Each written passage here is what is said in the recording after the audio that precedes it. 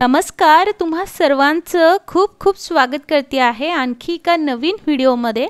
आज मी तुमच्यासोबत खूप बेसिक आणि खूप युनिक अशा किचन टिप्स आणि ट्रिक्स शेअर करणार आहे, जेणे की तुमची अवघड कामे खूप सोपी होतील। आणि तुमच्याकडे सध्या उन्हाळ्याची चाहूल लागती आहे की नाही मला कमेंटमध्ये नक्की सांगा। चला व्हिडिओला सुरुवात करूयात। सगळ्यात पहिली आपली टिप आहे, घरामध्ये लहान बाळ असेल किंवा मुलं जरी असेल तर आपण त्यांना सकाळ संध्याकाळ दूध प्यायला देतो आणि बऱ्याचदा ते अगदी लगेच दूध द्या असं म्हणतात आणि कदाचित आपल्याकडून थोडंसं कधी ॲक्सिडेंटली थोडंसं जास्त गरम होतं। मग अशा वेळेस आपण काय करतो, फ्रीजमध्ये ठेवतो किंवा मग थंड पाण्यात ठेवतो, पण त्याला बराच वेळ जातो। मग हा वेळ आपल्याला कमी करण्यासाठी अजून त्यामध्ये एक जोड आपण ॲड करणार आहोत। जर तुम्ही हे थंड पाण्यामध्ये ठेवलं दूध, तर त्याच्यामध्ये तुम्हाला अशा पद्धतीने चाकू नक्की घालायचा आहे। चाकू जर असा ठेवला तर जेवढा वेळ तुम्हाला हे थंड होण्यासाठी लागणार होतं त्याच्या अर्धाच वेळ तुम्हाला लागेल। माझ्यावर विश्वास ठेवू नका, करून बघा आणि मग तुमचा अनुभव कमेंटमध्ये नक्की शेअर करा। आणि हो, फ्रीजमध्ये नका ठेवू, खाली थंड पाणी घ्या, त्यामध्ये ग्लास ठेवा आणि मग चाकू ठेवा। जर तुमच्याकडे थोडाफार वेळ असेल, अगदी 1-5 मिनटं, तर मग त्यामध्ये फक्त चाकू ठेवला, खाली थंड पाणी नाही टाकलं तरीही चालणार आहे। सो तुमच्या मुलांसाठी ही ट्रिक नक्की कामी येईल, नक्की करून बघा। चला आता आपण नंतरची ट्रिक बघूया। साडी घालायला प्रत्येकाला आवडतं। मार्केटमध्ये एखादा ट्रेंड आला की साडी ती घेतलीच गेली पाहिजे, पण एवढ्या मोठ्या साड्या ठेवायच्या कुठे, जागेची कमी असते। मग पेटीकोट एकीकडे किंवा त्याचा ब्लाऊज एकीकडे आणि साडी एकीकडे, मग त्याला भरपूर जागा लागते। मग अशा वेळेस साडीची व्यवस्थित घडी करून त्यातच पेटीकोट आणि ब्लाऊज ठेवलं तर कुठेतरी जागा ही आपली नक्कीच वाचेल। म्हणजे जास्त जागा आपल्याला भेटणार नाही आणि एकाच ठिकाणी आपण ठेवल्यानंतर आपल्याला जेव्हा काही साडी घालायची आहे तेव्हा आपण नक्कीच ती साडी व्यवस्थितरित्या वेअरसुद्धा करू शकतो आणि आपला टाईमसुद्धा वाचेल। मग तुम्हाला काय करायचं आहे, साडीची फोल्डिंग करून घ्यायची आहे, त्यामध्ये जे हँगर असतं ते घालायचं आहे। ते कशा पद्धतीने घालायचं आहे हे मी तुम्हाला व्हिडिओमध्ये दाखवलेलं आहे। आता तिथे 2 कप्पे तयार झालेले आहेत किंवा रकाने म्हणू शकता, ते तयार झाले आहेत।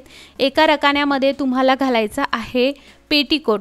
आता बघा, ब्लाऊज ठेवण्याची दुसरी एक पद्धत आहे, म्हणजे 2 पद्धत मी तुमच्यासोबत शेअर करणार आहे। सो पहिली पद्धत अशी की तुम्ही पेटीकोट हा साडीमध्ये ठेवल्यानंतर त्याला वरच्या बाजूने असं ब्लाऊज कव्हर करून घेऊ शकता।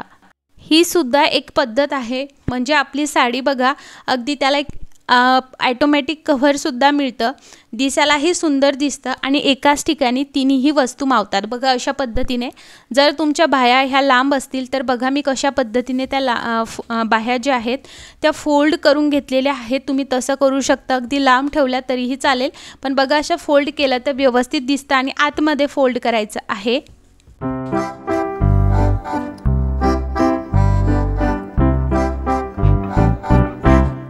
सो ही आहे पहिली ट्रिक। ब्लाऊज तुम्ही अशा पद्धतीने त्याला वेअर करून ठेवू शकता। आता दुसरी बघा, आपण ज्या पद्धतीने त्याला हँग केलं होतं आणि हँगर त्यामध्ये घातलं होतं आणि एका पॉकेटमध्ये आपण पेटीकोट ठेवला होता, तर मागच्या बाजूने 2 पॉकेट असतात, तर त्या 2 पॉकेटमधल्या कोणत्याही एका पॉकेटामध्ये तुम्हाला अशा पद्धतीने ब्लाऊज घालायचा आहे आणि नंतर तुमच्या कपाटामध्ये तुम्हाला ही साडी हँग करून ठेवायची आहे। बघा, पेटीकोट, ब्लाऊज आणि साडी व्यवस्थित दिसत आहे आणि ऑर्गनाइजसुद्धा दिसत आहे। सो साडीची ही ट्रिक तुम्ही नक्की फॉलो करून बघा आणि तुमचा अनुभव कमेंटमध्ये सांगा। आता बघा, नवीन कोलगेट आपण काढलं की त्याचं हे जे काही खोकं असतं ते आपण फेकून देतो, पण हे खोकं फेकून न देता त्याचा आपण रियूज करू शकतो। टाकाऊपासून टिकाऊ वस्तू असं म्हटलं तरीही चालणार आहे। सो आपल्याला काय करायचं आहे, कोलगेटचं खोकं घ्यायचं आहे, नंतर बघा ते अर्ध आपल्याला लागणार आहे, त्यामुळे आपण अर्ध ते कापून घेणार आहोत। सो आपल्याला खालचा भाग पाहिजे, म्हणजे एक भाग जो आहे तो ओपन आहे आणि एक भाग जो आहे तो आपण बंद ठेवलेला आहे। आता तुम्ही याचा वापर वेगवेगळ्या पद्धतीने करू शकता, पण हा वापर तुम्ही नक्की करा, कारण सगळ्यांना हा खूप उपयोगाचा येईल। त्यानंतर त्याच्या मागच्या बाजूंनी अशा पद्धतीने डबल टेप तुम्हाला लावायची आहे। तुम्ही गमचा वापर केला तरीही चालेल, पण डबल टेपने सुद्धा व्यवस्थित हे बसतं। त्यानंतर त्याची जी काही वरचा कागद असतो तो तुम्हाला काढून घ्यायचा। आता पटकन इथे व्हिडिओ थांबवा आणि मला कमेंटमध्ये सांगा की हा हॅक मी कशासाठी करते आहे। नंतर तुम्हाला किचनमध्ये त्या टाईलवरती किंवा भिंतीवरती तुम्हाला अशा पद्धतीने लावायचा। आता इथे माझ्या इथे जे किचन आहे त्याला टाईल आहेत, त्यामुळे मी टाईल म्हटलेली आहे. सो तुम्हाला असं लावायचं आहे, कोपऱ्यामध्ये कुठेही ठेवलं तर चालेल. बघा आपल्याकडे गॅस सुरू करण्यासाठी जे लायटर असतं ते इकडे तिकडे पडलेलं असतं, त्यात पाणी जाऊन मग ते जे आहे खराब होऊन जातं. मग लायटर ठेवण्यासाठी कोलगेटच्या खोक्याचा असा वापर तुम्ही नक्की करून बघा. एका ठिकाणी राहतं, आपल्याला जेव्हा वापरायचं तेव्हा आपण काढून घेऊ शकतो आणि पुन्हा त्या जागी ठेवू शकतो. सो असा खोक्याचा वापर लायटरसाठी नक्की करून बघा.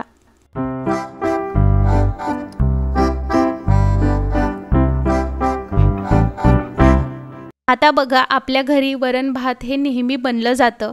खूप बेसिक गोष्ट आहे. वरण आणि भात हे म्हणजे वरणासाठी जी डाळ आपण शिजायला घालतो आणि जो भात घेतो, हा जर आपण एक 30 मिनिटं तरी भिजवत ठेवला तर तो फार लवकर शिजतो, आपला गॅससुद्धा वाचतो. ही अगदी बेसिक टिप आहे. तर मी अजून एक टिप यामध्ये ॲड करणार आहे, ती म्हणजे अशी की तुम्ही कधीही डाळ आणि भात शिजायला घालत असाल कुकरमध्ये अशा पद्धतीने स्टीलच्या डब्यात, तर कधीही खाली ही डाळच ठेवावी आणि वरती भात ठेवावा. कारण भात हा खूप लवकर शिजतो, डाळ भाताच्या कंपेअरमध्ये थोडा वेळ घेते. त्यानंतर त्यावरती अशा पद्धतीने प्लेट ठेवायची आहे, खोलगट प्लेट ठेवायची. आता आपण ती का ठेवली? कारण जे काही एक्स्ट्रा पाणी असणार आहे ती या प्लेटमध्ये येणार आहे. आपला भातसुद्धा व्यवस्थित शिजणार आहे आणि डाळसुद्धा व्यवस्थित शिजणार आहे. आता बघा तुम्हाला जर आलू वगैरे शिजवायचे असेल किंवा कोणतीही भाजी जी आहे ती स्टीम करायची असेल, जसं की गाजर झालं, फुलगोबी झालं, असं काहीही तुम्ही स्टीम करण्यासाठी किंवा शिजवण्यासाठी यामध्ये ठेवू शकता. ह्या प्लेटचे 2 उपयोग आहे. एक्स्ट्रा पाणी पण यावरती येणार आहे आणि भाजीसुद्धा व्यवस्थितरित्या शिजणार आहे.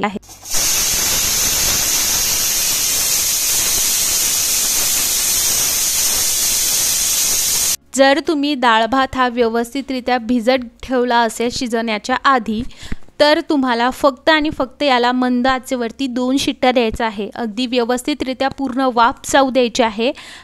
इकडे बघा मी पूर्ण वाफ जाऊ दिली, अगदी थोडीफार होती ती काढून घेतली आहे. आता तुम्ही बघू शकता गाजरसुद्धा शिजलेले आहेत आणि जे एक्स्ट्रा पाणी होतं ते पूर्ण प्लेटवरती आलेलं आहे.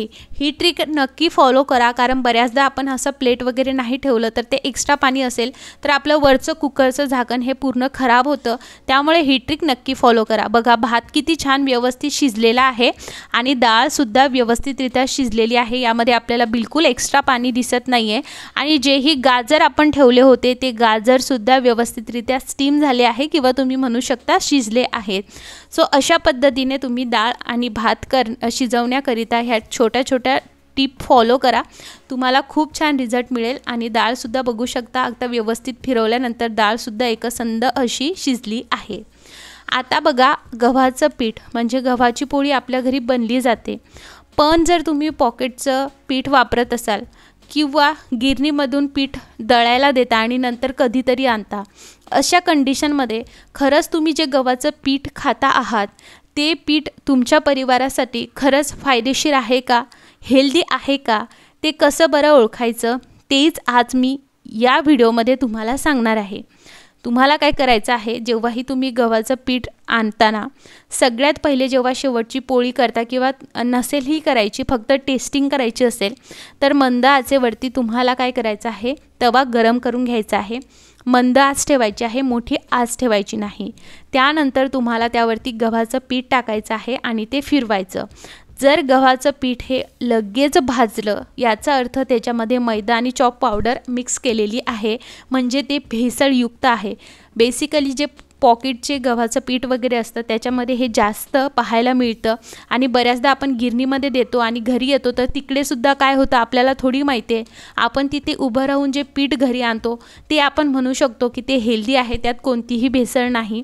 आणि जे पिठामध्ये भेसळ नाही त्या पिठाला छान असा गोल्डन कलर येण्यासाठी वेळ लागेल, ते त्वरित जे आहे त्याला गोल्डन कलर येणार नाही.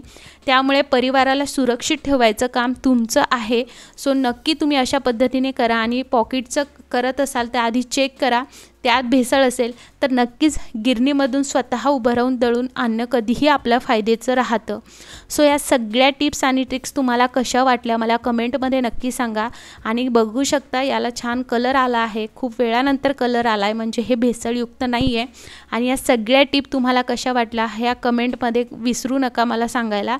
लाईक करा, चॅनलला सबस्क्राईब करा आणि बेल आयकॉन नक्की ऑल करा. हा व्हिडिओ बघितल्याबद्दल तुम्हा सर्वांचे खूप खूप आभार मंडळी.